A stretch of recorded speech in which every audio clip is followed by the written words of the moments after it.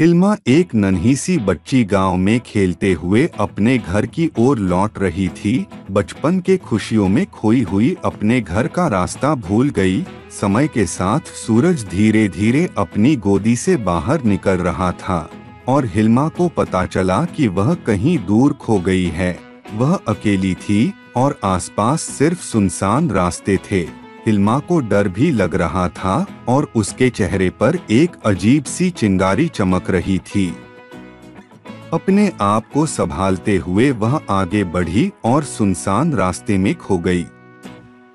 थोड़ी दूर चलते ही हिल्मा ने एक गुफा देखी जो जंगल की घने झाड़ियों में छिपी थी। धीरे धीरे वह गुफा की ओर बढ़ी और उसने देखा कि गुफा का दरवाजा बड़ा ही रहस्यमयी और आकर्षक था। बिना किसी भी हिचक हिल्मा ने गुफा के अंदर कदम रखा।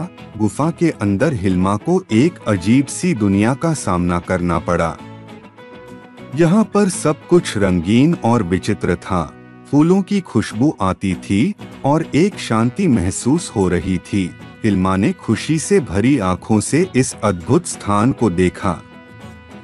गुफा के एक कोने में हिल्मा ने एक बड़ी सी जादुई अंगूठी देखी। वह धीरे धीरे उसकी ओर बढ़ी और जैसे ही वह अंगूठी को छूने वाली थी, एक चमक उसकी आंखों में चमक उठी। अचानक हिल्मा को एक विचित्र सी शक्ति महसूस हुई।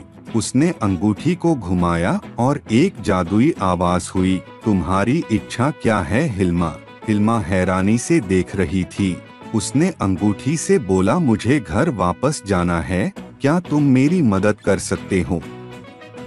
आवाज ने कहा, तुम्हारी इच्छा पूरी होती है हिल्मा। और उसके बाद ही हिल्मा ने जादुई अंगूठी का उपयोग करके महसूस किया कि वह एक सुरक्षित स्थान पर पहुंच गई है। अगले ही क्षण हिल्मा ने देखा कि वह अपने गांव के पास है। उसकी आंखों में आंसू थे और उसने जादुई अंगूठी का धन्यवाद किया। घर पहुंचकर हिल्मा ने अपने माता पिता को गले लगाया। उनके खुशी के आंसू आंगन में गिर रहे थे। हिल्मा की कहानी गांव वालों में तेजी से फैल गई। हिल्मा ने कभी नहीं सोचा था कि उसकी छोटी सी यात्रा इतने बड़े परिवर्तन का कारण बनेगी। इस कहानी से हमें यह सीखने को मिलता है कि जीवन में हमें कभी कभी अज्ञात रास्तों पर चलना पड़ता है, लेकिन हमें कभी भी हार नहीं माननी चाहिए। हमें अपनी सीमाओं को पार करने के लिए तैयार रहना चाहिए और नए अनुभवों से सीखना चाहिए। हिल्मा की तरह हमें भी अपने अंदर छिपी जादुई शक्तियों का पता लगाना चाहिए और उनका सही उपयोग करना चाहिए।